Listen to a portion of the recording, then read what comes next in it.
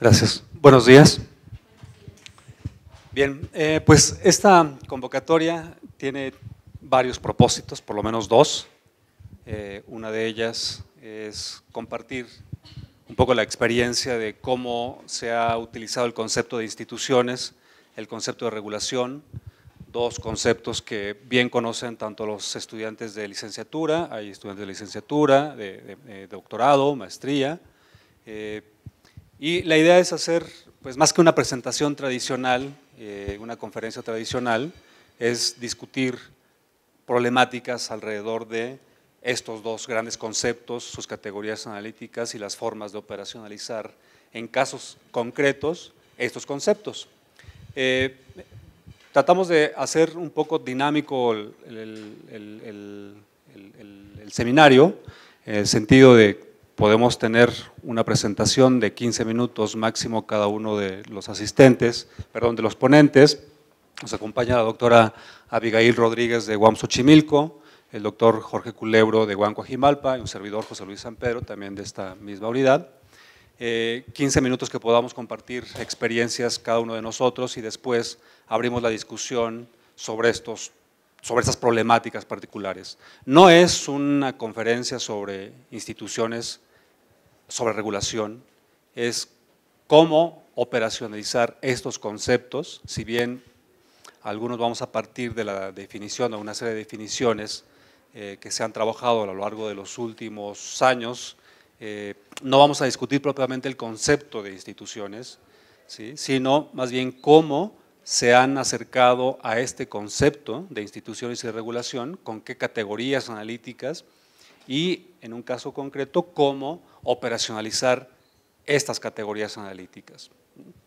Bien, pues le agradezco mucho la participación de la doctora Abigail Rodríguez, Jorge Culebro, que están también colaborando en este primer seminario, que esperemos que no sea el único. En realidad es un pretexto a partir de la convocatoria que hizo el doctor Villavicencio, con el propósito de compartir pues estas problemáticas a los estudiantes de doctorado, pero creemos que puede tener un alcance mucho mayor que la presentación a estudiantes de doctorado. Creemos que también puede ser muy útil para los estudiantes de licenciatura, que de alguna manera es un tema que ya vieron, que ven, es un tema que es pues nodal para la licenciatura en administración, y cuando lo aterrizamos a casos concretos tiene pues mucho más utilidad y los alumnos también pueden percibir que este concepto no es solamente abstracción, ¿no?, sino que puede ser entendido, explicado de diferentes maneras y en casos muy concretos, en fenómenos muy concretos. Este es el propósito del seminario, una mesa redonda en la que podemos todos discutir y problematizar, ¿no?, y llegar de alguna manera a formas de construcción particular de categorías en función de, obviamente, del tema, de los propósitos de la investigación, de las propias preguntas, etcétera. Bien, y en esto consiste mi presentación. Bueno, voy a atreverme a tomar la palabra ya que estoy con el micrófono. En esto consiste esta presentación. ¿Cómo operacionalizar el concepto de instituciones? Yo diría por aproximaciones sucesivas, ¿sí? La construcción del concepto pues ha sido gradual también. Hoy en la actualidad no hay una definición única ni exacta, hay múltiples definiciones y depende pues de la perspectiva sociológica, económica, histórica, jurídica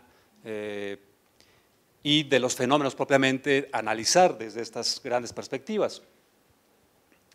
Hay muchas definiciones desde cada una de estas áreas propias del conocimiento, desde la sociología, la economía, la historia, etcétera. Hay definiciones en cada una de ellas. Estas son algunas de las que han sido más utilizadas, que tienen mayor consenso, sobre las cuales podemos encontrar una serie de categorías que en la mayoría o en muchos autores pueden ser convergentes. Son entendidas como reglas del juego, creo que es una definición que todos podemos entender de institución como reglas del juego. Definen una regularidad también general del comportamiento de los actores, en principio económicos, cuando utilizamos una perspectiva económica, o de otros actores, dependiendo de la perspectiva, si es sociológica, por ejemplo. constriñen el comportamiento, fomentan el comportamiento también de los actores hacia la toma de decisiones. No sé qué pasó acá. ¿Algo pasó?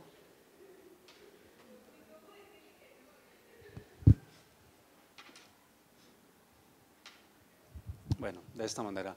Son el marco en cuyo interior ocurren diversos modos de coordinación y arreglos institucionales. Reducen la incertidumbre y el oportunismo al proporcionar estructuras de interacción e incentivos. Una definición que, construida a partir de muchas otras definiciones, ¿sí? Nos da idea de cómo el concepto puede ayudarnos a entender una serie de problemáticas y fenómenos, pero que también nos permite desgajar el concepto, ¿sí? Es un poco socrático el asunto. Es decir, en la medida en que el concepto contiene categorías, ¿sí? Y otros conceptos o subconceptos, para acercarse, creo, al concepto de instituciones así de frente, es muy difícil y muy complejo. Así como este concepto y muchos otros, la forma en la que nos acercamos al concepto es a partir de sus categorías analíticas, ¿sí? ¿Y cuáles son las categorías analíticas? Pues muchas de ellas están en el propio concepto, ¿sí? Por eso digo que es muy socrático el asunto, porque a partir del concepto podemos encontrar una serie de subconceptos o componentes para explicar este gran concepto de instituciones. En ese sentido, muy esquemáticamente puede ser otro esquema, ¿sí? Pero uno de ellos es a partir del concepto cómo identificamos una serie de categorías analíticas. Y podemos bajar de nivel todavía. Una vez que tenemos definidas las categorías o hemos identificado las categorías analíticas, podemos bajar hacia las variables, ¿sí? A una serie de variables y después a una serie de indicadores, ¿sí? Que pueden ser tanto cualitativos como cuantitativos. Repito, ese es un esquema, puede haber otros esquemas, ¿sí? Algunos han incorporado la dimensión entre el concepto y la categoría, ¿sí? O entre la categoría y la variable, depende cómo metodológicamente también quieran construir la aproximación al concepto. Estas son algunas, pero hay otras, ¿sí?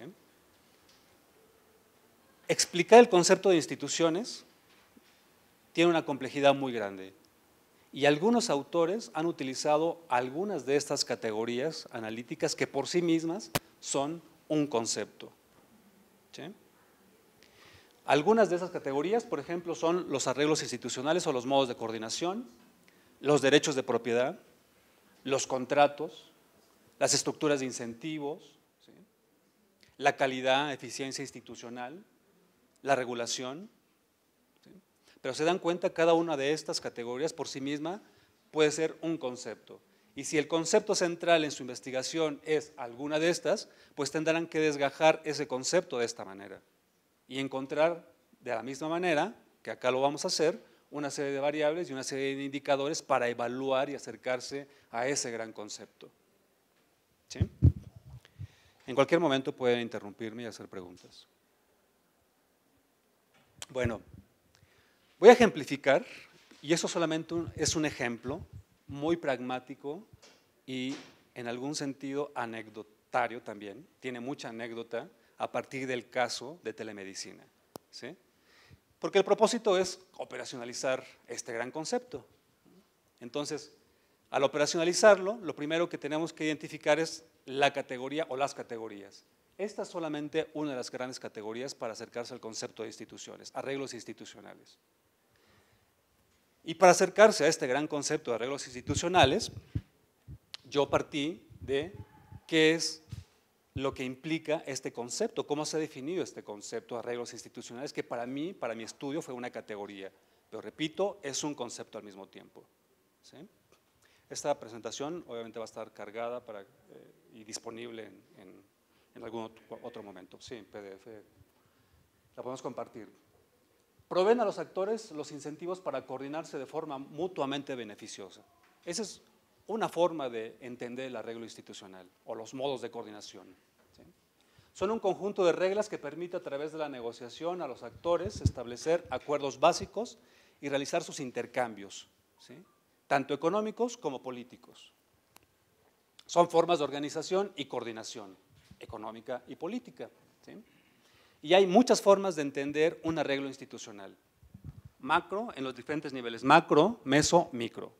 El mercado, el Estado, son una forma de arreglo institucional. Los sectores industriales son otra forma de arreglo institucional, ¿sí? Las relaciones a otro nivel, como las que suceden en las redes, en las comunidades, son otro tipo de arreglo institucional, ¿sí? Y a nivel de la organización, sea esta empresa, ONG, el propio Estado, etcétera, al interior de estas organizaciones hay otros arreglos institucionales, ¿sí? Entonces, tiene niveles también, ¿sí? Son reglas, normas, convenciones de participación y coordinación entre dos o más actores, facilitan las relaciones de complementariedad y la autocoordinación.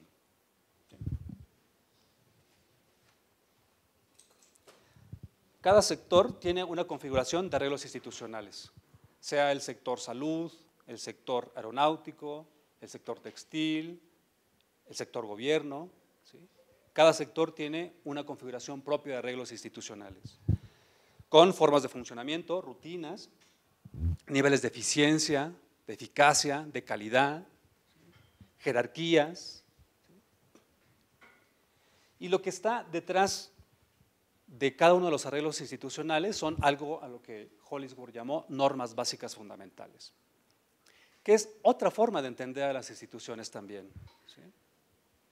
En las primeras definiciones, Veblen, Commons, etcétera, ¿sí?, el concepto de institución estaba referido a estas normas básicas fundamentales, hábitos, ¿no?, costumbres, convenciones, reglas, normas básicas. De esa manera puede ser entendida la institución. El asunto es cómo operacionalizar esto, ¿no?, cómo entender un fenómeno concreto a partir de estas reglas fundamentales, normas básicas fundamentales o propiedades fundamentales. Configuran preferencias de los actores e influyen en sus decisiones de elección. También en cómo la información es procesada y estructurada y en el tipo de acción tomada. Vale la pena mencionar que hay convergencia entre el concepto de instituciones y otros conceptos que no voy a explicar acá, ¿sí?, pero hay convergencia en términos de cómo está utilizado una categoría para explicar, en este caso, arreglos institucionales, con respecto a otras categorías, por ejemplo, para explicar procesos de creación, difusión, uso, explotación del conocimiento, es decir, con ese gran concepto de innovación, ¿sí? Ese va a ser, de hecho, puede ser tema de discusión para otro seminario.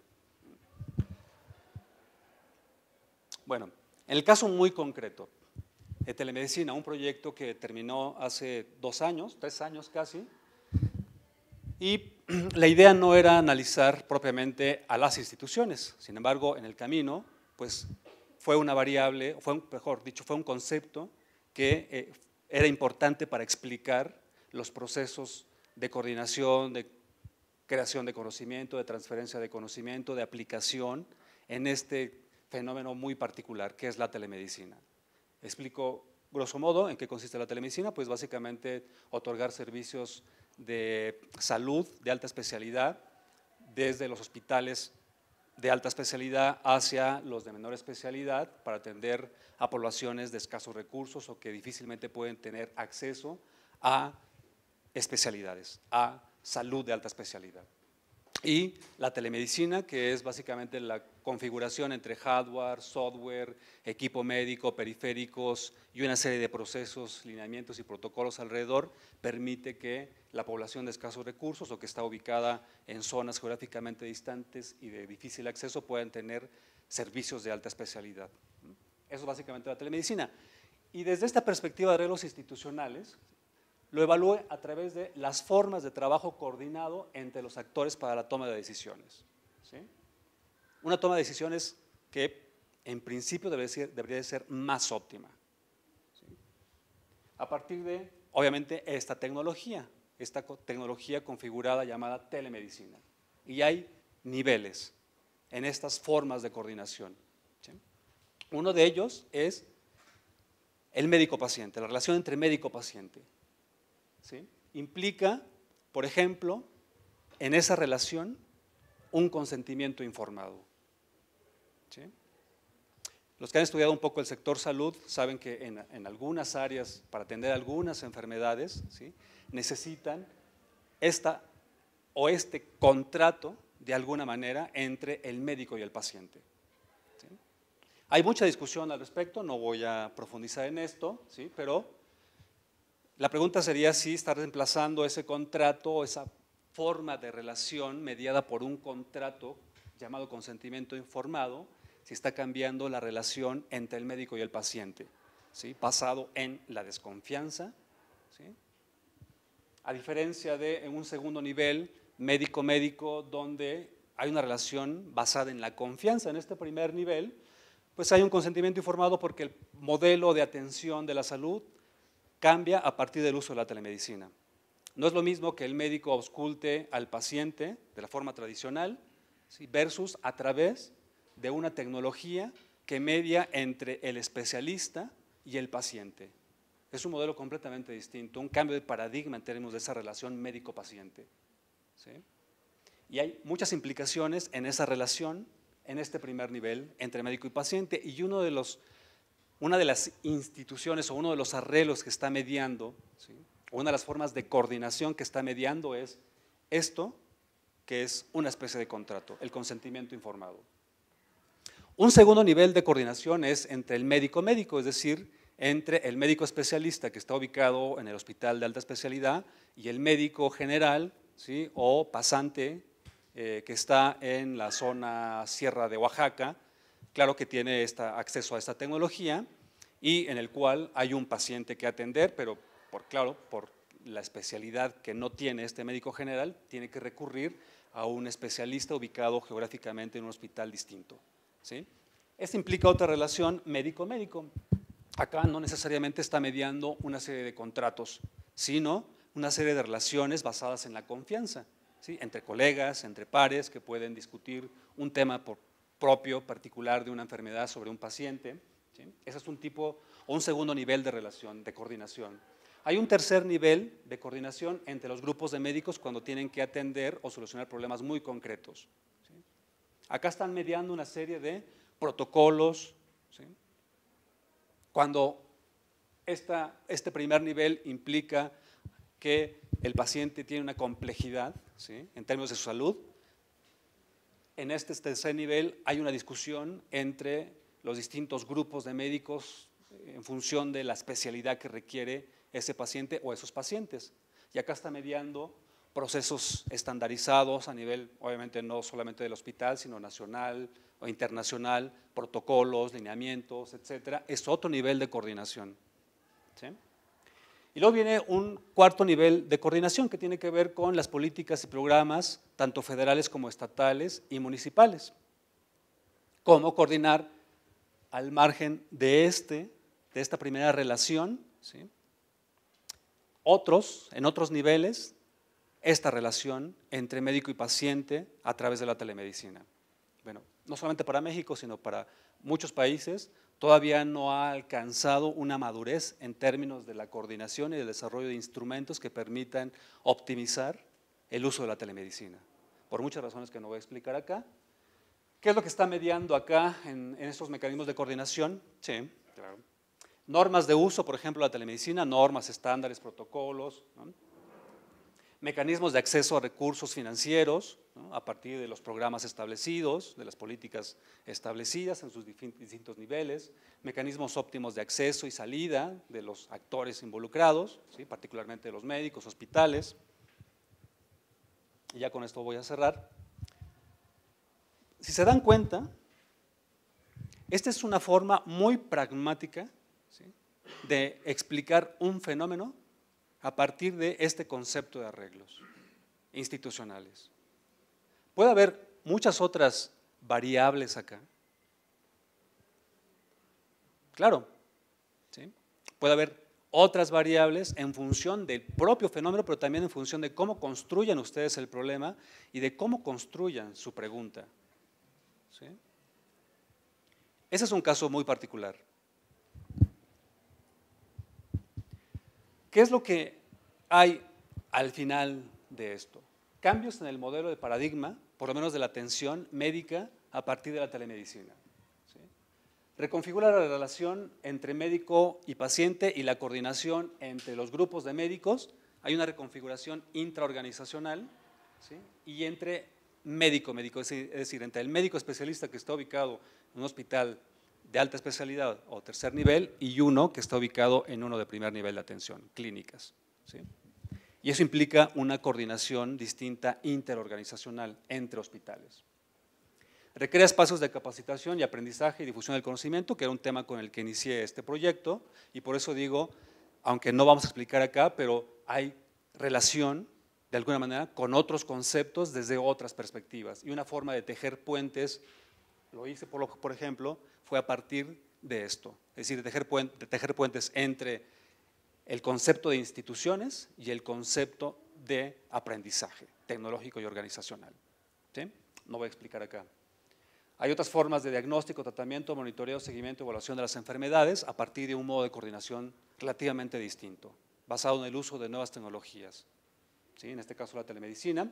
Hay cambios graduales en la conducta y esto pues, es importante porque no solamente hay un cambio de modelo, de paradigma, sino también hay un cambio en términos del comportamiento de los actores que están interviniendo en estas relaciones o en estos distintos niveles de coordinación, ¿sí? Cambia la forma en la que establecen relaciones médico-médico, médico-paciente, hay nuevas rutinas, nuevos procesos, nuevas formas de compartir experiencias, conocimiento entre médicos, por ejemplo, de mayor especialidad y menor especialidad.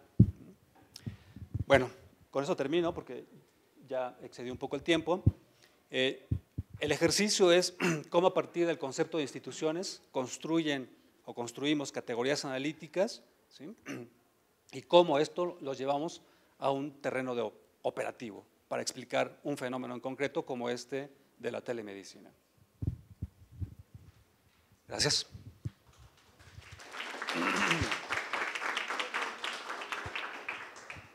¿Les parece si abrimos una pequeña ronda de preguntas, comentarios?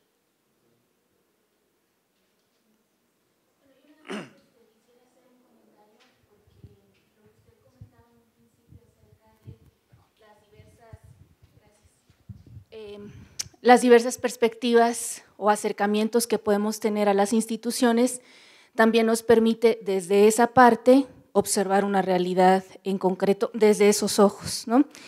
Y lo último que usted comentaba acerca del comportamiento y de la conducta, no sé, me parece que, bueno, no sé cómo usted lo esté viendo, porque yo recuerdo que en North, por ejemplo, Douglas North, que si, corríjame si me equivoco, me parece que usted lo hace desde la perspectiva económica, básicamente.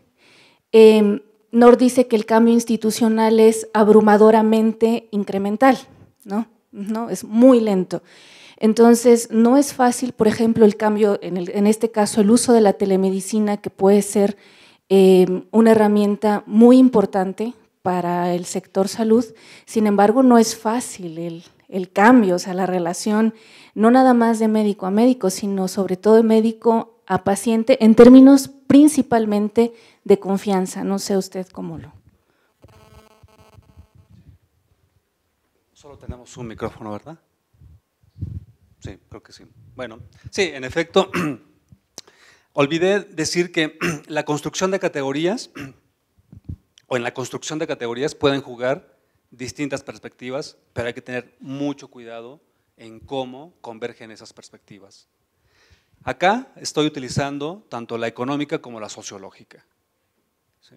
Pero hay que tener mucho cuidado en construir esas categorías, porque algunas puedan tener cierto diálogo, pero la complejidad en su operacionalización puede ser mayor. Si de inicio no está bien construida la pregunta, el objetivo, la proposición, por supuesto la problemática. Y en efecto, las instituciones cambian muy gradualmente. Desde la perspectiva económica, claro, esas grandes instituciones cambian muy lentamente a lo largo del tiempo. Y cuando afectan en la conducta, en el comportamiento de los actores, pues pasaron ya una serie de pasos, ¿no?, que son de largo alcance o en el largo plazo y que tienen que readaptarse en ese camino.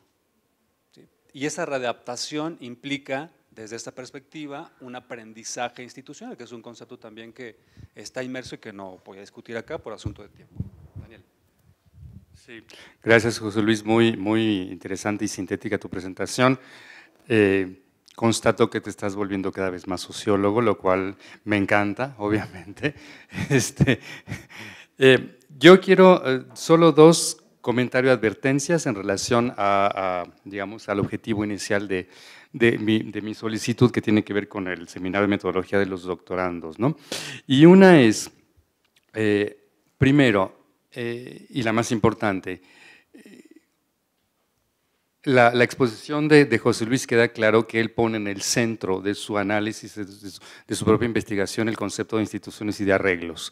Pero ojo cuando no es el concepto central de su propio trabajo de investigación, sino que las instituciones emergen como una de las variables más de análisis. Entonces, digamos, me interesa que tengan perfectamente claro si en el centro de su investigación está el tema de los arreglos o las formas de coordinación institucional, o si es una variable, digamos, jerárquicamente menos importante porque tienen en la problemática de investigación otra dimensión más amplia o no necesariamente esa. Esa es una primera advertencia metodológica.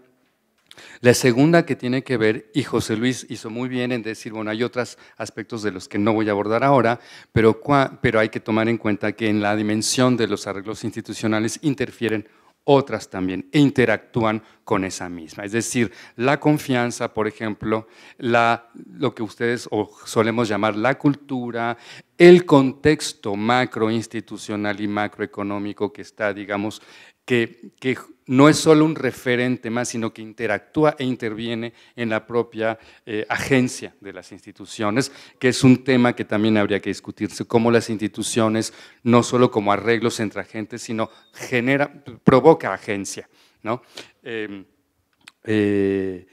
Centro-periferia. Y la tercera, y es donde José Luis se convierte en sociólogo, afortunadamente, es que, digamos, hay un problema de metodología. Es decir, la economía es una ciencia eminentemente deductiva, ¿no? Parte de lo general y trata de particularizar. Y la sociología es eminentemente inductiva. Y entonces, cuando uno aterriza a categorías o a variables o a indicadores de observación, en realidad uno ahí se convierte en inductivo. Y es cuando corremos el riesgo de entrar en conflicto. En conflicto metodológico, ¿a qué me refiero? Que uno ve, bueno, la categoría según fulanito de instituciones es tal, y uno quiere verla así tal cual, la dice fulanito y no la encuentra por ningún lado, ¿no? Entonces, en ese proceso de aterrizar a variables e indicadores, uno tiene que tener los ojos y los poros abiertos para observar lo que realmente ocurre y después tratar de inductivamente definir eso que uno observa y palpa en la realidad como algo particular, ¿no? Sui generis, y tratar de ver en qué medida los conceptos de los N.000 autores que ustedes revisan se acerca o no se acerca. Y si no se acerca, se inventan uno nuevo. Y eso es el aporte de una tesis doctoral también, ¿no? Y no al revés, forzar la realidad a lo que el concepto de Douglas North o de Holloway o de cualquier otro dijo que así tenían que ser las instituciones. Con eso acabo. ¿Alguien más? Chicas, chicos. Bueno, al final de las presentaciones también va a haber discusión sobre esto. ¿Alguien? ¿Abigail? Sí, por favor.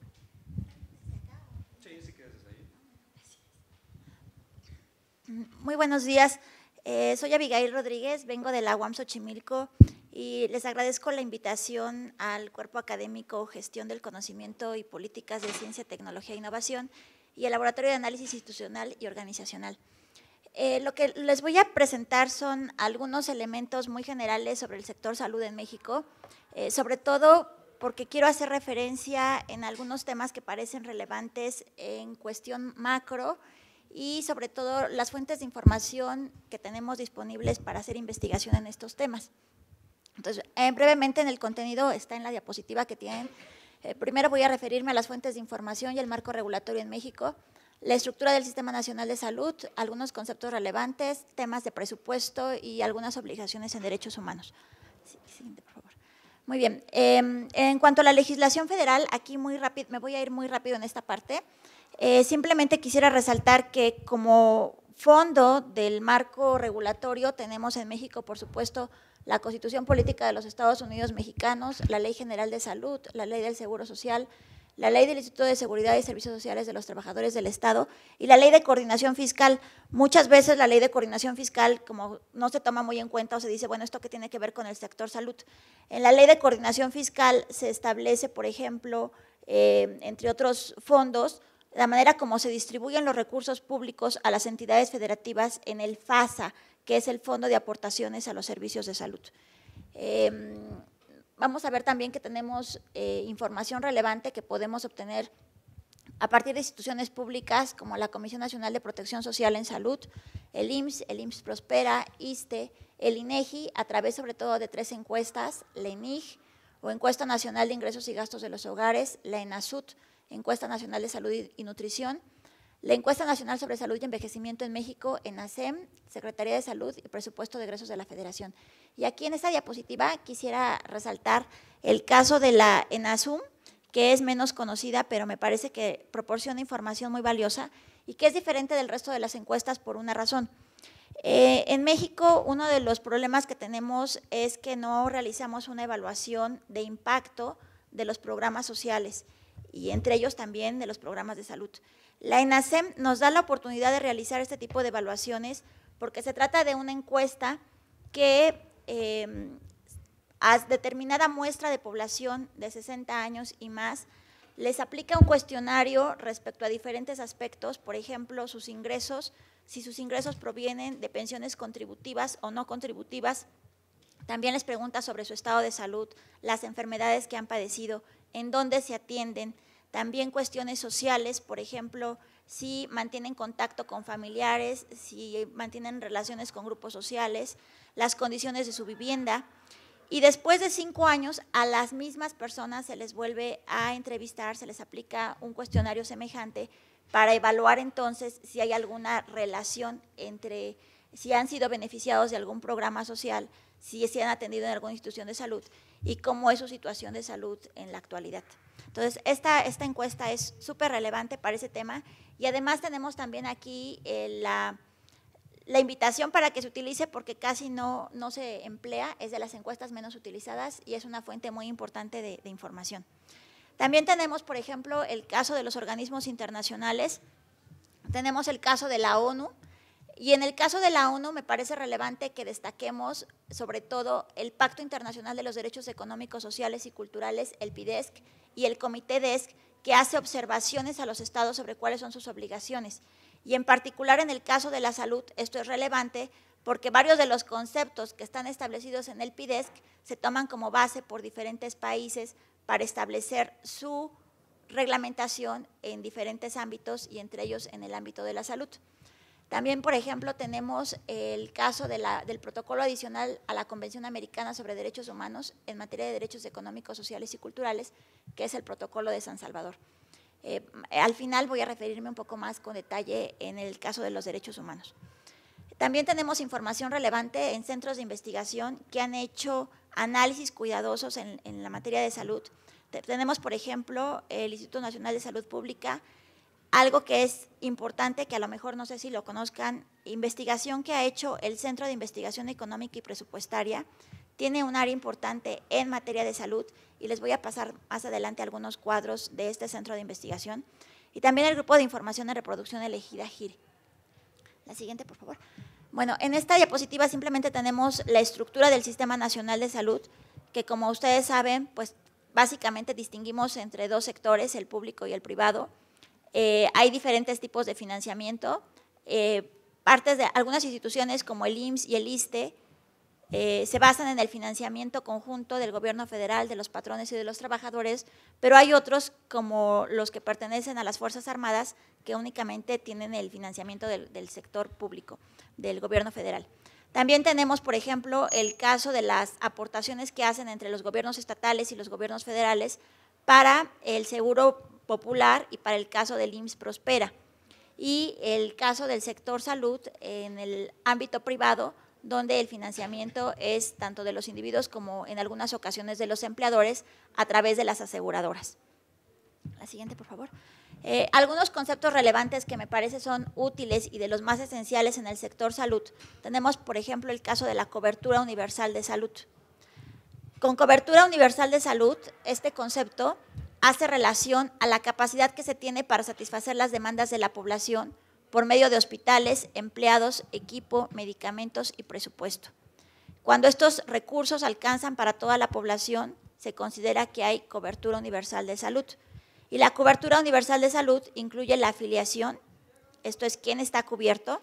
La idea es que el total de la población esté afiliado al sistema de salud. El gasto o la seguridad financiera, qué proporción de los costos están cubiertos. Y aquí de lo que se trata es evitar poner en riesgo la capacidad o la situación económica de las familias debido a los pagos que tienen que hacer por atención a la salud. Y finalmente, la cobertura universal de salud cubre los servicios de atención, capacidad y acceso, que consisten en brindar paquetes de salud, también en aquellos casos de enfermedades y de intervenciones a las diferentes personas, considerando la situación sociodemográfica nacional y también el tránsito que se ha dado a las diferentes enfermedades. En el tema de protección de la salud, también es relevante que entendamos qué se entiende por protección de la salud. Y aquí esto lo establece el artículo 2 de la Ley General de Salud. Por protección de la salud se entiende que las personas tengan un bienestar físico y mental, que se prolongue y mejore la calidad de vida, que las personas gocen de servicios de salud y asistencia social de manera eficaz y oportuna, que los individuos conozcan los servicios que se pueden utilizar y que haya investigación suficiente para desarrollar mejores servicios de salud. ¿Qué entendemos a continuación por servicios de salud? Por servicios de salud, en la siguiente diapositiva, vamos a ver que incluye, también de acuerdo con la Ley General de Salud, lo que es la atención médica, la salud pública y la asistencia social. La atención médica, que consiste en las actividades preventivas, curativas, de rehabilitación y paliativas. La salud pública, que es educación para la salud, prevención y control de enfermedades transmisibles y atención prioritaria, planificación familiar, nutrición y prevención y control de enfermedades bucodentales, entre otras. Asistencia social, todas aquellas acciones que cambian las circunstancias sociales que impiden el desarrollo integral de los individuos, que se encuentran en estado de necesidad o a lo mejor en alguna condición de vulnerabilidad. En la siguiente diapositiva, estas gráficas que voy a presentar simplemente son algunos indicadores que han sido elaborados por el Centro de Investigación Económica y Presupuestaria, el CIEP. Y, por ejemplo, de los conceptos que acabamos de revisar muy rápidamente, tenemos, por ejemplo, la cobertura de salud. Y aquí tenemos las diferentes instituciones. Y la idea es que, si se fijan, al final el total, el porcentaje rebasa más del 100% y eso se debe a la doble inscripción en alguna de esas instituciones por parte de los derechohabientes. Tenemos claro que resaltan los datos de que en el IMSS y en el caso del Seguro Popular es donde se concentra la mayor parte de población inscrita. En la siguiente gráfica vemos, creo que hay una anterior, la duplicidad de afiliación en el IMSS, ISSSTE y Seguro Popular, que precisamente por eso no se rebasa el 100%. Y, por ejemplo, aquí tenemos que, si se fijan en los círculos azules y en el círculo amarillo, esa conjunción que está marcado en verde revela que aproximadamente 6 millones de personas, poco más de 6 millones de personas, están inscritos tanto en el IMSS como en el Seguro Popular. También vemos, por ejemplo, la convergencia entre el IMSS y el ISSSTE de poco más de 500,000 personas, etcétera. Estos datos, repito, son elaborados por el CIEP. La siguiente, la capacidad y el acceso. En la siguiente diapositiva tienen capacidad y acceso y son algunos indicadores de la OMS. ¿Cómo medimos la capacidad y el acceso al sistema de salud? Básicamente por el número de camas sensables, número de camas totales, médicos en contacto con los pacientes y personal de enfermería en contacto. Estos datos, que son básicos, a veces nos llevan a la crítica de si realmente estamos haciendo una evaluación del Sistema Nacional de Salud, porque nos quedamos en datos cuantitativos, pero es lo que está en las estadísticas y es la información que disponemos. O sea, si queremos revisar si efectivamente los programas de salud han tenido impactos significativos y positivos en la población, al menos hasta el momento nos quedamos con los datos cuantitativos, que son estos que recomienda la Organización Mundial de la Salud y que son los pues, más sencillos de registrar. Tendríamos que hacer realmente un programa, una evaluación de impacto para saber si efectivamente todos los programas, todos los recursos presupuestales han resultado benéficos y han mejorado la calidad de la salud de las personas. En la siguiente, por ejemplo, en la siguiente diapositiva, está un cuadro que muestra la capacidad y el acceso por cada 1000 derechohabientes. Entonces, ¿qué significa esto? Por ejemplo, en el caso de la variable camas censables, significa que el promedio para los países que pertenecen a la Organización de Cooperación y Desarrollo Económico, la OCDE, es como el estándar, hay 3.3 camas censables por cada 1000 derechohabientes. En cambio, en el IMSS, por ejemplo, hay 0.7 camas censables para cada 1000 derechohabientes. Y si comparamos entre las diferentes instituciones, vamos a ver que la que se encuentra mejor ubicada es las instituciones que pertenecen a Pemex. Por ejemplo, el caso de médicos. En médicos hay 3.3 médicos por cada 1000 derechohabientes en el caso de los países miembros de la OCDE. Para México, quien se encuentra mejor posicionado son los sistemas de salud de Pemex, con 7.2 médicos por cada 1000 derechohabientes, y quien se encuentra menos bien ubicado es el IMSS Prospera, con 0.6 médicos por cada 1000 derechohabientes. Bueno, estos son así indicadores muy generales de capacidad y acceso. La siguiente, por favor. Vemos el caso de presupuesto, el presupuesto del gasto público total en salud. De aquí resalta que el gasto público total en salud aproximadamente rebasa un poquito del 3% del PIB y en ocasiones también a lo mejor un poquito menos del 3% del PIB, pero la indicación y la recomendación sobre todo es que en otros países donde se ha probado que sí hay una condición de salud mejor en la población, se estima que el presupuesto rebasa incluso el 9% del PIB. ¿Hacia dónde se destina este gasto público en salud? Lo encontramos en la siguiente diapositiva. El presupuesto público sobre todo se concentra en el IMSS. Ya vimos hace un momento que el IMSS efectivamente es la institución que tiene más personas afiliadas. En menor porcentaje el gasto público se destina a los estados, es el gasto público estatal, y el sistema de salud el 21%. Entonces, en esta gráfica me parece que queda muy claro cómo se hace la distribución del presupuesto público. En la siguiente diapositiva, también aquí quiero hacer la invitación para ustedes que van a realizar investigación en el tema de salud. Cada año la Secretaría de Hacienda publica en su página el presupuesto de egresos de la Federación de manera desglosada. Entonces, en esta diapositiva, por ejemplo, aquí tienen todos los rubros que incluye cada una de las dependencias asociadas al sector salud. Por ejemplo, en el caso de las entidades de control directo como el ISSSTE o el IMSS, tenemos aquí un desglose de todo su presupuesto y seguramente han escuchado de la matriz de indicadores por resultados. Si seleccionamos, por ejemplo, el caso del ISSSTE, vamos a ver, por ejemplo, en esta diapositiva, que a partir de la página de la Secretaría de Hacienda tenemos la relación de todos los programas presupuestales y no solo eso, tenemos también el desglose de cuáles son sus objetivos y cuáles son los rubros de gasto que se destina a cada programa.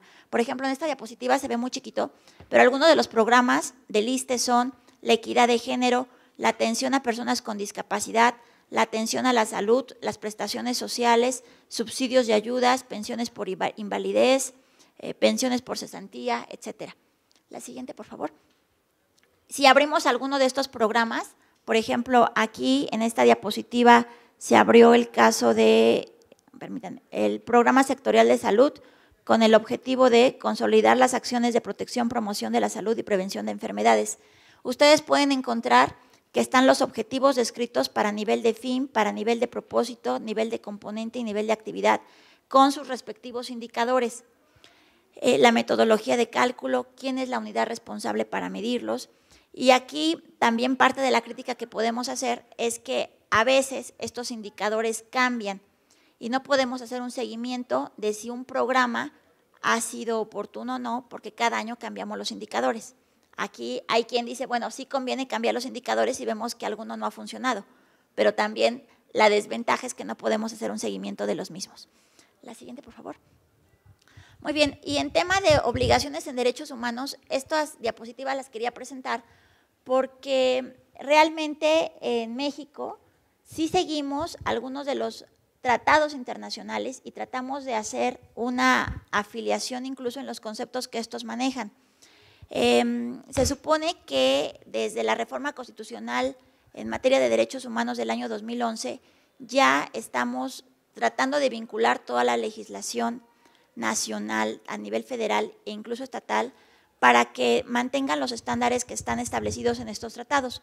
Y en el caso de del derecho humano a la salud, el estándar es que las personas tienen derecho al disfrute del más alto nivel posible de salud física y mental. Y las obligaciones de los estados son garantizar, proteger, promover y respetar este derecho para todas las personas. Por ejemplo, en el tema de garantizar, ¿qué significa disfrutar del más alto nivel posible de salud? Para garantizar, en el tema de disponibilidad, significa todas estas categorías o todos estos elementos. Me va a corregir aquí el profesor. Por ejemplo, en materia de disponibilidad, deben existir bienes y suficientes establecimientos que proporcionen servicios de salud, como programas de prevención y atención a la salud. Se debe garantizar que entre los bienes se encuentren agua limpia potable, condiciones sanitarias adecuadas, personal médico y profesional de salud bien remunerado y capacitado, medicamentos suficientes. Los estados deben de garantizar la atención primaria de salud a todas las personas. También se incluye el derecho a recibir tratamiento apropiado de enfermedades, afecciones, lesiones y discapacidades. Los estados deben garantizar la total inmunización contra las principales enfermedades infecciosas. Después, en cuanto a calidad, la obligación de garantizar también incluye la calidad.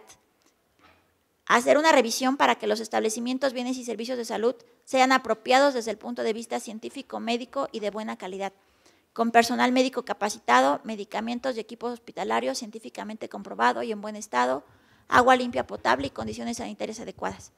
La obligación de garantizar también incluye la aceptabilidad, que los establecimientos, bienes y servicios de salud sean respetuosos de la ética médica, culturalmente apropiados, respetuosos de la cultura de las personas, que sean sensibles a los requisitos de género, que respeten la confidencialidad y que realmente busquen mejorar el estado de salud de las personas, incluso que se aproveche la medicina tradicional de acuerdo con la legislación nacional y los usos y costumbres. Y también garantizar incluye la accesibilidad, que es accesibilidad de tipo físico, la no discriminación, accesibilidad económica y el acceso a la información. Y otras obligaciones, finalmente tenemos la obligación de proteger. El Estado mexicano se obliga a proteger ese derecho a la salud, lo que incluye que debe de introducirse medidas de protección a la salud, acciones de prevención y rehabilitación. Se debe de promover, debe de establecer acciones para mantener y restablecer la salud de la población, promover la investigación y la información en salud. Y finalmente, la obligación de respetar, que se considera una obligación negativa, porque el Estado se debe de abstener de ingerir o interferir en el derecho a la salud. Aquí, finalmente, para concluir, un caso que podremos citar es el de los derechos de las personas adultas mayores.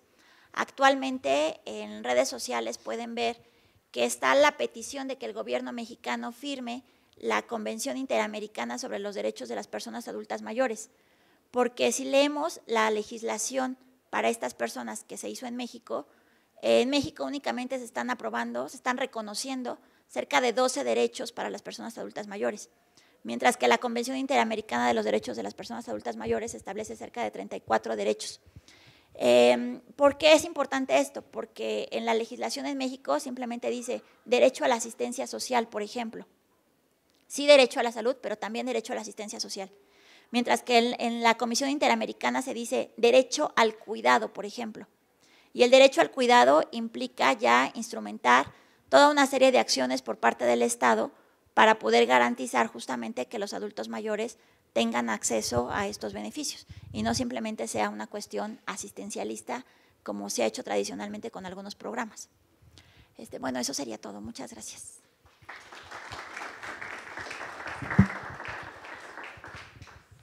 Gracias. ¿Alguna pregunta? ¿Comentario? ¿Reacción? Bueno, pasamos con Jorge y abrimos ronda. ¿Sí?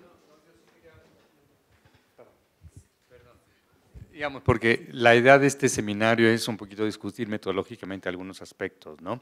Y me parece muy interesante lo que Abigail planteó en un principio, pero después lo diluyó en su presentación, que es el tema de la información disponible.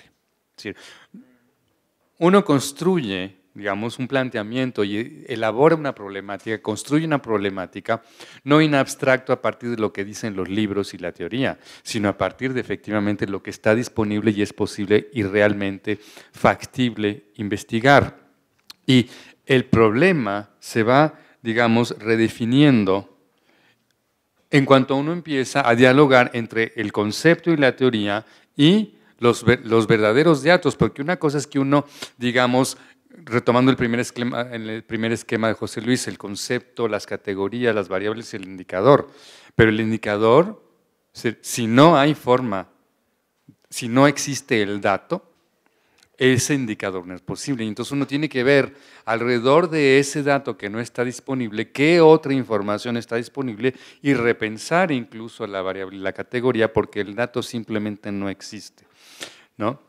Y eso en cuanto a datos estadísticos. Peor aún en cuanto a información cualitativa, que es, digamos, si le entrevistan y en la entrevista el entrevistado no te respondió lo que tú estabas esperando que te respondiera, la cosa se complica más, ¿no? Entonces me parece importante en este proceso de construcción del conceptual framework, ¿no? del marco referencial conceptual y de cómo van desconstruyendo un concepto para hacerlo un indicador, la importancia que tiene verificar que el dato está. Y bueno, Rodrigo no vino, pero peor aún cuando quieren construir modelos, ¿no?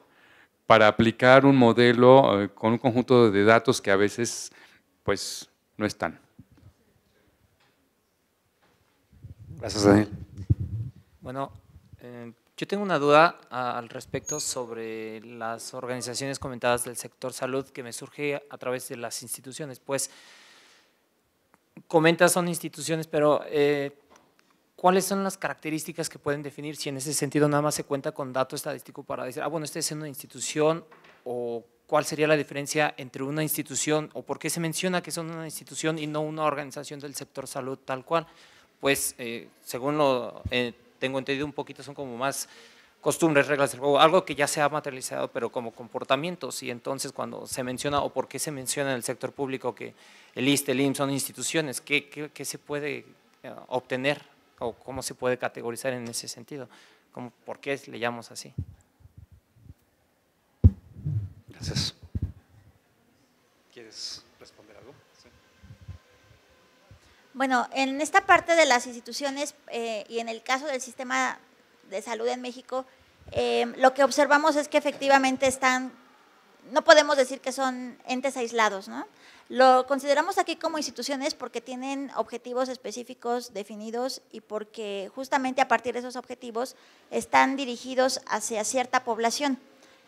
Pero evidentemente aquí no hablamos de instituciones aisladas porque están interrelacionadas con los otros sectores de salud, ¿no? Incluso, por ejemplo, si son instituciones de salud pública, incluso tienen vinculación con las instituciones privadas. Muchas veces las instituciones públicas, por ejemplo, pensemos en el IMSS o en el ISSSTE, hacen incluso contratos con instituciones privadas para que ellas proporcionen algún servicio médico, dado que ellos no cuentan en ese momento con la infraestructura, con el material o equipo, ¿no? No sé si los profesores quieren complementar algo más, que están más… Con ese tema. Yo creo que utilizan la diferencia que son organizaciones con características particulares muy especiales, bueno, ahorita lo explico, ¿no? Parte de un campo organizacional, institucional, en la cual lo refiere como instituciones y no como organizaciones, pero igual podría haber dicho que eran organizaciones con las habilidades particulares, yo creo que no hubiera habido ningún problema. Pero yo creo que va por ahí, por el sentido, ¿no? Cuando ya se habla de esa parte institucional y el IMSS y el ISSSTE como organizaciones con características propias muy particulares, que las hacen más, quieren el proceso de institucionalización de valores y principios e ideas, que es un poco lo que voy a hablar, pero más o menos, ¿no? Sí, no tanto, pero un poco por ahí, ¿no? Voy a tratar yo de… ¿Qué pasó? ¿Quién? Ah, Samantha, ¿qué pasó? Nada más acerca de tu diapositiva de duplicidad. Hablaste de la duplicidad en cuanto a los diferentes organismos que otorgan salud pública o incluso privada. Yo tengo una duda, en esa duplicidad, específicamente en la parte del IMSS y el Seguro Popular, ¿te refieres a duplicidad en cuanto a registro o en cuanto a acceso a la salud?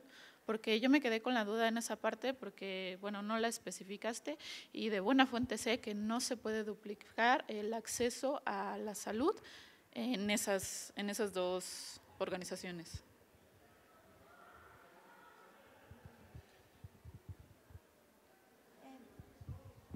Sí, básicamente la estadística está construida a partir del registro. De los que se consideran como beneficiarios, que sobre todo puede referirse a los familiares, ¿no? Por ejemplo, si están inscritos por algún trabajador, si el trabajador es beneficiario directo, inscribe a sus familiares en el mismo sistema, ¿no?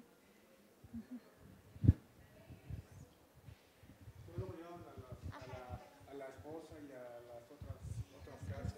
No era tan fácil el asunto, ¿no? Porque luego había ese proceso. Sí, más. Bueno, yo voy a centrar más un poco en la relación entre regulación e instituciones, o institucionalismo, y tratar de ir explorando de qué manera el institucionalismo nos da algunas señales para operacionalizar conceptos o para estudiar el sector salud a partir del institucionalismo desde sus distintas vertientes. Entonces, tratar de irme un poco por ahí. Para empezar un poco, el fenómeno de la regulación es un fenómeno multidimensional, es bastante amplio, incluye, por ejemplo, temas de autorregulación, corregulación, regulación por el sector privado, por el sector público, regulación dentro del gobierno, regulación desde el gobierno, y incluye muchos sectores, ¿no? Ahorita estamos viendo el sector salud, pero también incluye el sector de los alimentos, economía, telecomunicaciones, por ejemplo. Yo creo que tiene mucho que ver la parte de regulación en telecomunicaciones con la telemedicina. Allí como que el IFETEL tiene algo que decir por ahí, ¿no? Entonces, es multidimensional, incluye muchos aspectos. También incluye, por ejemplo, cuestiones de innovación, de patentes y marcas, etcétera, porque de manera como se han regulado las patentes y marcas, beneficia o no mucho a la industria farmacéutica, que está un poco del lado de eso también, que es importante, junto con la investigación en hospitales, etcétera, ¿no? Y es un fenómeno multidimensional que comprende todas estas cosas que se habla mucho recientemente a raíz del llamado Estado regulador y otros elementos, pero que es un fenómeno alimentado por distintas teorías y enfoques. No hay tanto así como que la teoría de la regulación, sino más bien diversas teorías y enfoques ayudan a explicar fenómenos de la regulación en particular. Algunos son, bueno, ¿qué es la tendencia? Refieren mucho al aspecto económico de la regulación, la competencia, cómo regulan los sectores, los mercados, etcétera, ¿no? Pero es solo una parte importante de eso. También es muy importante tener un mínimo de conceptualización acerca de la regulación que puede comprender todos esos elementos, ¿no? Pero puede ser muy amplio. Cuando es muy amplio, el problema es que pues, todo cabe y no nos dice nada, ¿no? Y cuando es muy cerrado, es difícil de bajar de ahí hacia las variables. Pero en general es un control ejercido por el Estado o por alguna entidad de algún sector que se considere deseable que se regule. No todos los sectores se tienen que regular. En el sector salud es muy importante porque es un sector muy sensible, con muchas implicaciones en otras áreas, ¿no? En educación, pobreza, etcétera, y un sector en el cual todos estamos muy cercanos. Si nos enfermamos, y ahorita creo que faltó, no sé si faltó la parte de la atención de la salud de las farmacias, del ahorro, ¿no? Creo que porque ahora ya lo que hacemos es que en lugar de ir al IMSS o al ISSSTE a hacer la cita desde la mañana, etcétera, pues vamos a la vuelta de la casa, a la del ahorro o del doctor Simi, y si es por un resfriado con un poco de temperatura, pues no pasa de un antibiótico si es que lo necesitamos, o de otra cosa, y no tendríamos que ir a todos esos lugares. Entonces, es otra parte. Pero a lo que voy es que en salud, también como en otras áreas, la regulación es un campo interdisciplinario en el que convergen aspectos de economía, política, inclusive filosofía, teoría de la organización, institucionalismo, muchas cosas. Un ejemplo es que para algunos enfoques, hablar de regulación remite mucho al famoso panoptismo de Foucault, ¿no? ¿Se acuerdan el de la cárcel? Sí lo han visto, ¿no? Creo que no. Hay que hablar sinceramente. Sí, pues es un poco la idea de la cárcel, de que aquí estaba aquí una persona, una construcción, un vigilante, y que podía vigilar todas las personas, pero que llegaba un punto en el cual podía o no haber vigilante, y ellos pensaban que sí había, pero una especie como de control del poder, etcétera. Entonces, y luego, bueno, a partir de ahí todas las escuelas sobre regulación y control, y que también se asocia a fenómenos actuales, como por ejemplo puede ser el desarrollo del famoso Estado regulador, en el cual el Estado, pues lejos de tener empresas, se aleja un poco, se hace más pequeño, pero creando organismos reguladores que regulen los mercados y cuasimercados que está creando, ¿no? Telecomunicaciones es un caso muy particular, porque en el caso de México era parte del Estado, se hace un mercado de telecomunicaciones y luego se crea un órgano que regule eso, ¿no? Y así como es un montón de órganos que regulan telecomunicaciones, competencia, hidrocarburos, pues el agua, por ejemplo, que está de moda ahorita el agua, de que se lo privatiza, que se lo concesiona, eso es regulación sobre el agua, ¿no? Básicamente es una parte de la regulación. También, por ejemplo, en el agua, si el agua embotellada también, ¿no? Si se prohíbe, si no se prohíbe, si cómo se vende, etcétera. Pero es parte de la regulación en la cual hay un alejamiento del Estado sobre ciertas actividades que en lugar de producirlas, se encarga de regularlas, creando así el famoso Estado regulador o el capitalismo regulatorio, asociado a otros fenómenos sobre nueva gestión pública, nueva gestión pública, gobernanza, etcétera, ¿no? Ya, y dentro de todo eso entra el sector salud, que aparte de todo lo que veíamos sobre los indicadores, está en proceso de constante transformación producto de esas reformas. Porque antes del 2000 no había seguro popular, entonces la gente tiene que hacer otras cosas, ¿no? Y hay un proceso de cambio a partir de los 80s, 90s, en los hospitales, por ejemplo, se crean los indicadores, introducción de evaluación del desempeño en los hospitales, en el caso de la MIR, por ejemplo, cómo se mide, etcétera, el ingreso de México a la OCDE, creando cambios en las estructuras también del sector salud, etcétera, ¿no? ¿Cuál? También eso, yo creo que después las famosas asociaciones público-privadas. Por ejemplo, que es muy interesante, que en el caso de, ya estamos trabajando, no por presumir, pero es un proyecto que tenemos ahorita entre los tres, de regulación en APPs, la creación de un hospital, por ejemplo, en el caso de Tlalnepantla, en el cual los particulares invierten, construyen y lo administran, y el Estado pues pone el dinero, ¿no? Y en todo eso, el papel de la regulación es muy importante, porque una regulación débil pues trae como consecuencia falta de transparencia y de rendición de cuentas, que es lo que ha pasado, pero entre otras cosas, ¿no? Pero bueno, esta parte de aquí.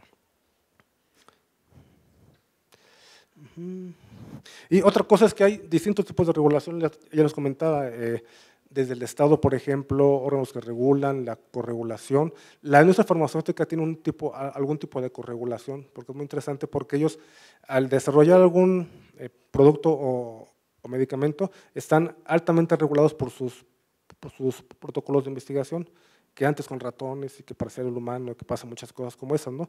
Y en el sentido de que el Estado apoya ese tipo de regulación llevada a cabo por la industria. Un tipo de corregulación entre particulares. Pues aquí están alumnas del super wea de regulación. Yo creo que fue el día que vino, que se acuerda. No siempre viene. No, pero es eso, ¿no? Que hay especie de… La industria farmacéutica, el aspecto regulatorio de la industria es muy interesante, porque aparte de tener esos estudios, implica también desarrollo de nanotecnología, que es otra parte de la regulación muy interesante, ¿no? Que no está regulado la parte de el desarrollo de la nanotecnología, cómo se regula y sus implicaciones éticas también que hay en eso, ¿no? Y la nanotecnología está en todas partes, hasta la tortilla, ¿no? También con los transgénicos, también es parte de eso, ¿no? Sí, no, sí, no, es un campo amplio para pasarnos aquí unas 6 horas y tener otro, ¿no? Pero a lo que voy es que hay una línea que aparte desde el Estado hasta los privados, porque también, por ejemplo, todos los ISOs, los Standard International Standard Organization, todos los ISOs que hay, el 9000, todos esos, son mecanismos de regulación del sector privado. El Consejo Mexicano del Tequila también es un tipo de regulación desde el sector privado, y es muy importante, ¿no? Porque si no tiene el sello, no lo compran. Entonces, y si lo compran sin el sello, pues luego se quedan ciegos. Y eso es salud también, ¿no? Y también incluye, le decía, sectores económico, social, político, riesgos. También estamos trabajando el tema de riesgos, seguridad social, seguridad interna, muchas cosas, ¿no? Ahorita pasó lo de la ley general ley de las Fuerzas Armadas y eso por ahí, ¿no? Les decía que además de los indicadores que nos presentó, por ejemplo, Abigail, sobre cómo está el sector salud, en el caso de México lo que veíamos también es que es un sector sumamente segmentado y fragmentado vertical y horizontalmente, en el cual tenemos a los públicos, a los formales, a los informales, a los privados y luego los estatales y los municipales. Seguro Popular por acá y los REPS también. Entonces y aparte del IMSS, el ISSSTE y los privados están desde las Fuerzas Armadas, muchas cosas como esas. Entonces tenemos un sector que es altamente fragmentado, altamente segmentado y que además es sumamente inequitativo en regiones. Creo que eso también, no lo mencionaste, pero también creo que lo tienes por ahí. Como, por ejemplo, se puede ver el desarrollo del sector salud en el norte con el sur, muy diferente, ¿no? Entonces, el acceso, las camas, todos esos indicadores que ya se mencionaban como esto. Entonces, altamente inequitativo, desigual y fragmentado y segmentado, ¿no? Entonces, eso lo hace muy particular también Y tiene aspectos muy amplios, ¿no? Por ejemplo, la nanotecnología es uno de ellos, por ejemplo, los aspectos éticos, clonación, desarrollo científico, ya no es, bueno, ya se está quitando mucho la idea esa de hacer las cremas con los animalitos, ¿no? ¿Se acuerdan que ahora dicen, ahora se hacen las cremas ya sin animalitos, ¿no? Entonces es aspectos éticos. Ese también es muy importante, ¿no? Porque es un sector dominado por los profesionales de la salud que tiene mecanismos de regulación muy particulares en el cual aprenden los conocimientos en las universidades, se capacitan en los hospitales y es un tipo de organización profesional en los términos de Meseberg para los que lo han llevado, ¿no? Todo lo que eso implica, con una gran dosis de autonomía. Por eso es que luego cuando hay procesos de reforma que minan su autonomía, vienen muchas tensiones, ¿no? También se cuida mucho de los riesgos, que está, por ejemplo, COFEPRIS, una comisión que regula mucho los riesgos sanitarios. Está también lo de los alimentos, ¿no? Que ponen ahí con cuántas calorías, todo lo que tienen, riesgos, los anuncios, muchas cosas. Alimentación también, etcétera, ¿no? Hay un sector muy amplio. Y entonces, ahora en la parte de la operacionalización es muy interesante porque es una interdisciplina en el sector salud, obviamente la parte de salud, hay términos de economía, teoría de la organización, institucionalismo. Voy a tratar un poco de hablar de cómo se podrían operacionalizar algunas perspectivas o qué nos dirían esas perspectivas para estudiar el sector salud. Así es un poco que es.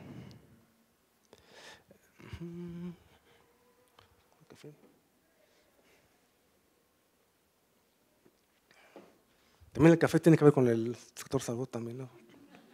No sé mucho.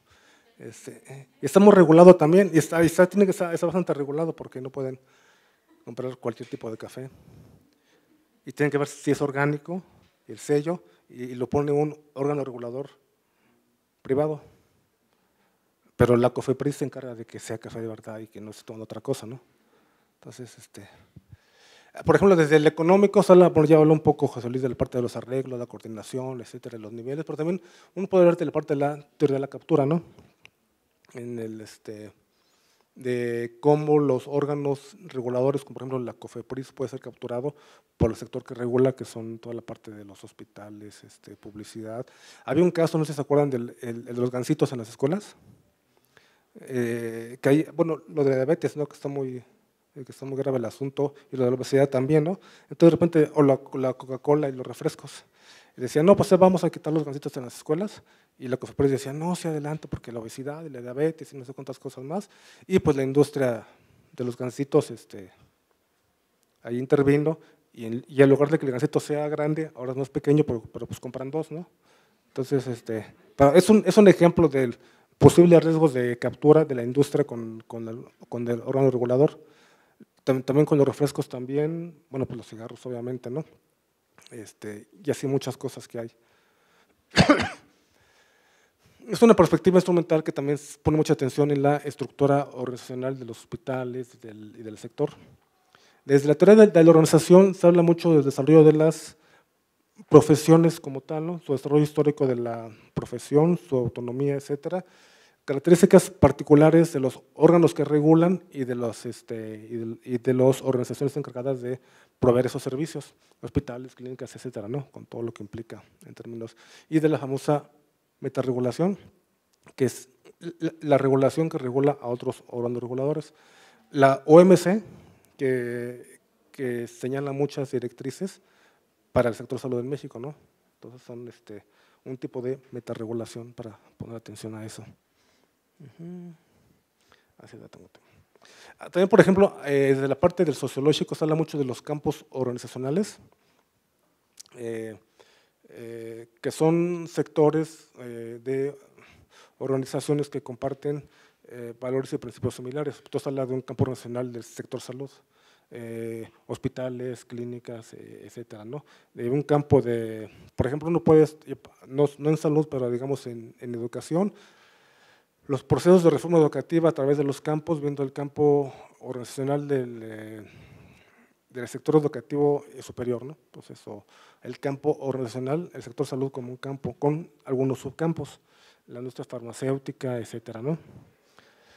Cuando uno habla del histórico, por ejemplo, uno puede poner atención a explicar el estado actual del sistema de salud a través de las trayectorias de la dependencia, ¿no? De las PADEPENDES, ¿no?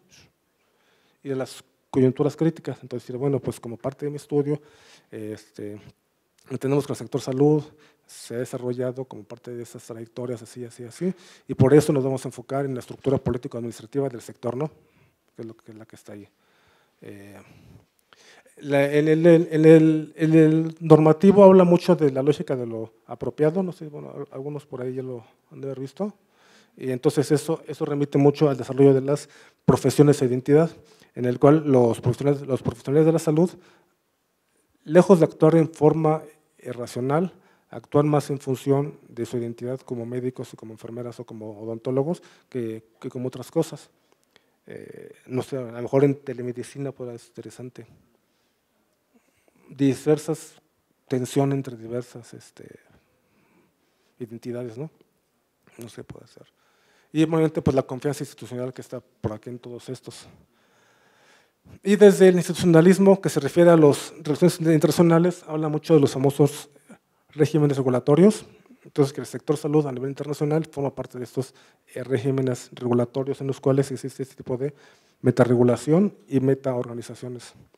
Ya lo dicen por ahí Brunson y otros de ese campo, ¿no? Entonces, esa es una forma en la cual diversos enfoques institucionales nos van acercando a cómo poder observar el sector salud, dependiendo un poco de nuestras preguntas, objetivos y lo que buscamos saber.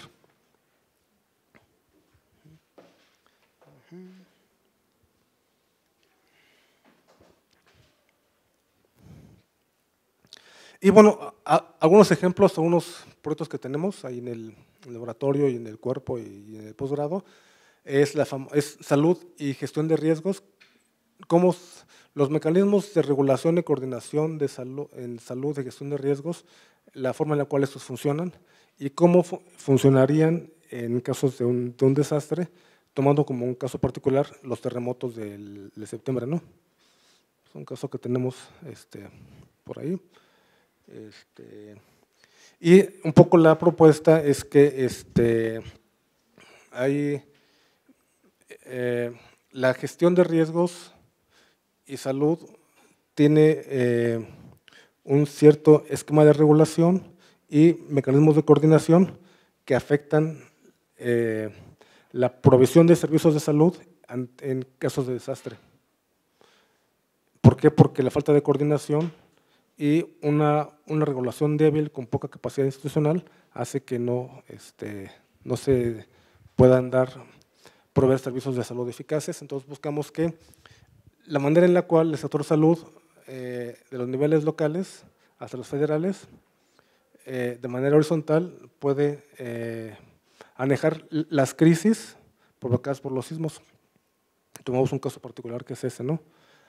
Por eso buscamos conocer y entender cómo las acciones de ese sector afectaron las capacidades que, es decir, va un poco por el lado de que la falta de coordinación o la atención que se da ante estos eventos tiene implicaciones en términos de legitimidad y gobernanza. Y si no, pues está el caso de la reconstrucción y todo lo que se han robado, ¿no? Entonces, bueno, no robado, pero que no encuentran, no, que está por ahí, ¿no? Pero a lo que voy es que la forma en la cual se manejan los riesgos y los desastres en el sector salud tiene implicaciones en esos términos, que es un poco lo que vamos a ver, que tenemos que sí lo que vamos, ¿no? Pero sí, es uno de los proyectos.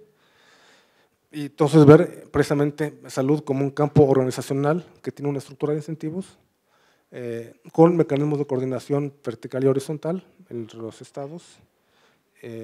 Pero también nosotros ponemos atención a la parte de los estudios comparativos. Por ejemplo, ver de qué manera los procesos de reforma al sector salud afectan de manera diferente o igual a países como Alemania, México, Noruega, Colombia, por ejemplo, es un caso muy interesante del sector salud, porque la ley 100, fue la de Colombia, lo que hizo fue casi, ahí sí, privatizar el sector salud, ¿no? Ahí sí tienen sus cosas buenas y malas. Por ejemplo, también la idea del sector salud, una idea que puede ser la de los vouchers, como en educación, ¿no?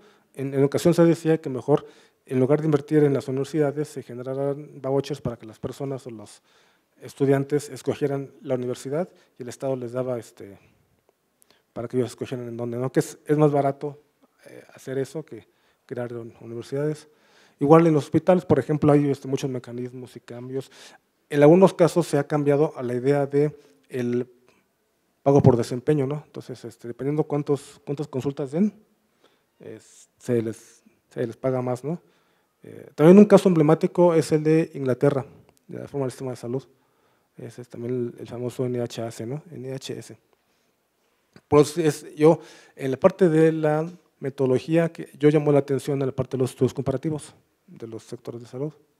Eso pues arroja muchas luces, ¿no? Entonces, o también, por ejemplo, la industria farmacéutica, que requiere mucho de innovación, patente, etcétera, porque la industria del sector de los hospitales trabaja de una manera ante un ambiente más o menos estable, pero complejo, pero la industria farmacéutica requiere mucha innovación, procedimientos de innovación, invención, conocimiento, etcétera, ¿no? Desarrollo de patentes y, por ejemplo, otro caso es la regulación y la nanotecnología en salud, de los robotitos, ¿no? Así, todos esos chiquitos, como los de la película, ¿no? No es una película antigua, ¿no? De los Simpsons, cuando las hacen chiquitos y entran a la persona. ¿No lo han visto? Yo creo que sí, pero sí, hay uno con los Simpsons, no sé si se acuerdan, que es una parodia de una película de los 60, 70, en las cuales se hacen chiquitos y entran al cuerpo de la persona y ahí combaten a las bacterias y eso, ¿no? Pero también, por ejemplo, bueno, en toda parte, bueno, las tortillas, las cremas, las mascarillas, ¿qué otra cosa? No, pues inclusive hasta por ropa deportiva, ¿no? Ropa deportiva también tiene mucho. A medicamentos también de nanotecnología, alimentos. Entonces, ¿eso cómo se regula, no? Implicaciones éticas de eso, ¿no? Y es interesante porque al final de cuentas, políticas públicas, es decir, la regulación en aspectos tan importantes como salud, nanotecnología, etcétera, no solo es una cuestión técnica, en el fondo es una cuestión política. Y ética también. Sí, pero aún cuando es ética, las decisiones tienen un trasfondo político también, ¿no? De ser de cierta ideología o de otra, ¿no? También ética es importante también, ¿no? Que tiene que ver con la parte de la regulación. El problema un poco de todo esto es cómo lo operacionalizan, al final de cuentas, ¿no? Entonces, un poco lo que hacemos es tratar de elaborar muy esquemático, ver, por ejemplo, esta regulación, de qué depende, ¿no? De qué variables institucionales nos explican el tipo de regulación que hay. Decimos, no, pues la industria regulatoria en la farmacéutica es muy débil y no fomenta pues, lo que es la innovación. Ah, ¿pero por qué? Ah, bueno, porque hay esas variables, ¿no? El campo organizacional del sector salud tampoco ayuda por esto y esto, ¿no? Entonces, nosotros tratamos de hacer ese esquemita, ¿no? O esta variable afecta a esta y luego esta que está por acá, ¿no? Para arriba, esa es la parte teórica conceptual y aquí la parte pues, empírica, ¿no? Entonces, es un diálogo entre este y este, cuando llegamos acá.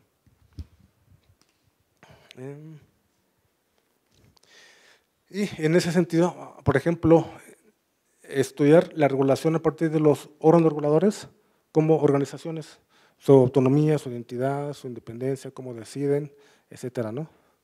Su diseño institucional, cómo toman decisiones, a partir de qué, cómo lo hacen. Y bueno, y para eso puede haber métodos cualitativos o métodos cuantitativos también, ¿no? Ahorita está de moda la famosa economía del comportamiento, ¿sí lo han visto, no? Entonces, sí, es 2017, pero ahorita está todo el mundo. Los nuches y el laboratorio del CIDE, no hablan de otra cosa. Sí, no, es muy interesante, pero es parte de las decisiones también, ¿no? Cómo deciden esos órganos que regulan, autorregulación también, por ejemplo. Y otro punto que tenemos es el que les decía, APPs en el sector salud. La regulación acerca de APPs en el sector salud, que puede traer implicaciones en términos de transparencia y rendición de cuentas, ¿no? Que es muy importante esa parte. Entonces, un poco lo que he tratado de hacer es de qué manera algunos enfoques institucionales nos ayudan a explicar cosas que pasan en el sector salud como un sector muy particular con características propias muy especiales y pues muy amplio que puede dar aspectos pues sí, éticos, sociales, políticos, filosóficos, de todo tipo, bueno, obviamente médicos, ¿no? Pero también otro caso, por ejemplo, que no lo mencioné aquí, pero es el de las negligencias médicas, ¿no? De la comisión, ¿cómo es la comisión? Hay una comisión para esto, ahorita no me acuerdo el nombre.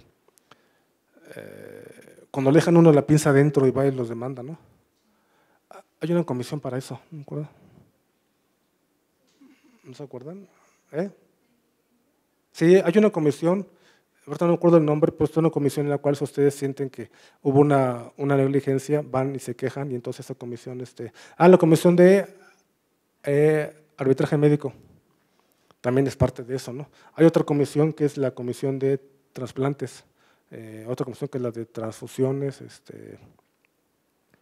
hay muchas comisiones reguladoras en el sector salud y unas también pueden ser parte de salud o de otras también que hay por ahí también, ¿no?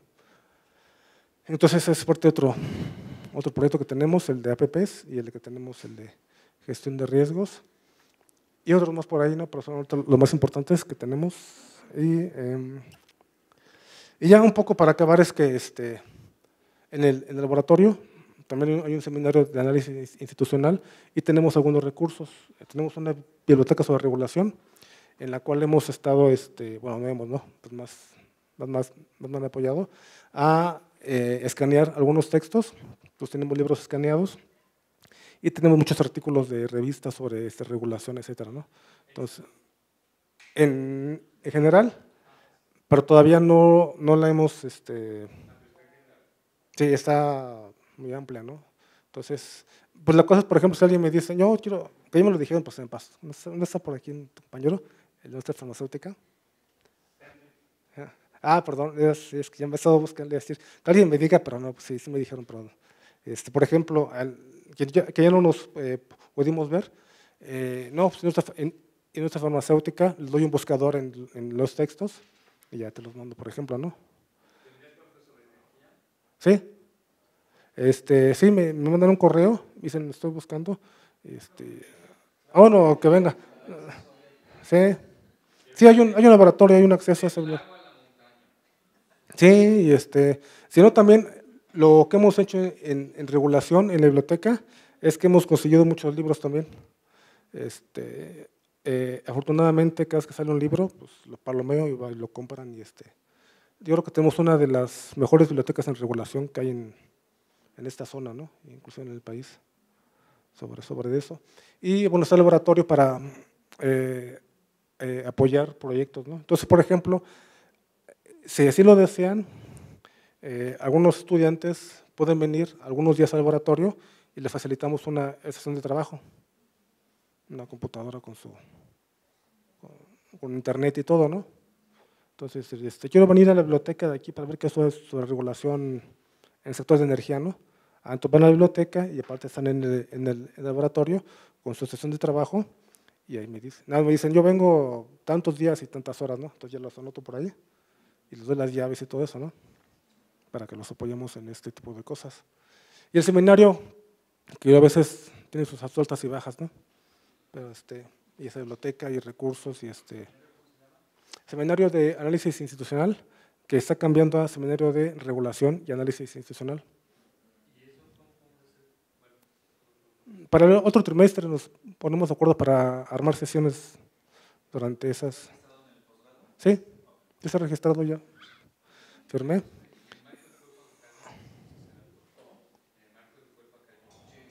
Sí, podemos, dentro del seminario podemos hacer algunas sesiones para discutir temas sobre regulación de eso, ¿no?